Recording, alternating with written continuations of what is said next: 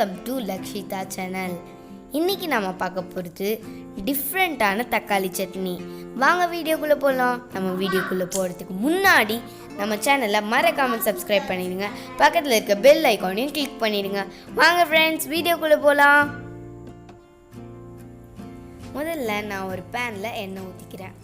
அந்த எண்ணெய் காஞ்ச உடனே 3 போல் காஞ்ச மிளகா போட்டுக்கிறேன். இந்த காஞ்ச மிளகா நல்லா வறுபடணும். நல்லா அது வறுபட்டோடனே நான் வெங்காயம் போட்டுக்கிறேன். ஒரு 2 வெங்காயம் போல் போடுறேன். அதாவது நான் 2 பேருக்கு தான் செய்கிறேன். உங்கள் வீட்டில் நீங்கள் எத்தனை பேருக்கு செய்கிறீங்களோ அதுக்கு பொறுத்த மாதிரி நீங்கள் போட்டுக்கோங்க. அப்புறம் நான் அந்த வெங்காயத்துக்கு அந்த சட்னிக்கு ஏற்ற உப்பு போட்டுக்கிறேன். அந்த உப்பு அதெல்லாம் நல்லா கொஞ்சம் ஸ்மாஷ் ஆனோடனே நம்ம தக்காளி போட்டுக்கிறேன். இப்போ நம்ம அந்த தக்காளியும் வெங்காயம் நல்லா வதக்கிக்கலாம். அப்புறம் நம்ம பேனை மூடிக்கலாம் கொஞ்ச நேரம். அப்புறம் அந்த பேனை மூடிட்டு நான் திறந்தோடனே பச்சை மிளகாயும் கருவேப்பிலையும் போட்டுக்கிறேன். இப்போ நம்ம போட்டுக்க எல்லா காய்கறியும் நல்லா வதக்கிக்கலாம். வதக்கிட்டு இன்னொரு டைம் க்ளோஸ் பண்ணிக்கோங்க. க்ளோஸ் பண்ணி எடுத்தோடனே நான் ஒரு 6 பல் போல் தேங்காய் எடுத்திருக்கேன். அதாவது அந்த தேங்காயில் ஹீட் மட்டும் ஏறினா போதும்.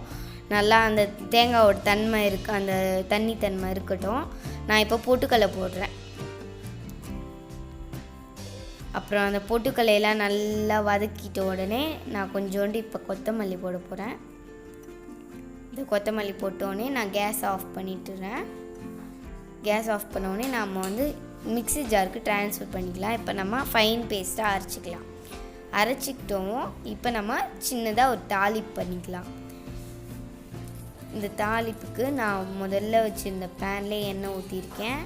அதுக்கப்புறமேட்டா கடுகு, அப்புறமேட்டா அந்த கடுகு நல்லா பொரிஞ்சு வந்த உடனே நம்ம வச்சுருக்க கருவேப்பிலையை போட்டு அப்புறம் நம்ம எடுத்து வச்சுருக்க சட்னியை போட்டு கிண்டிக்கோங்க. அவ்வளோதான் ஃப்ரெண்ட்ஸ், நம்ம வீட்டிலே சூப்பரான டிஃப்ரெண்ட்டான தக்காளி சட்னி ரெடி. தேங்க்ஸ் ஃபார் வாட்சிங்.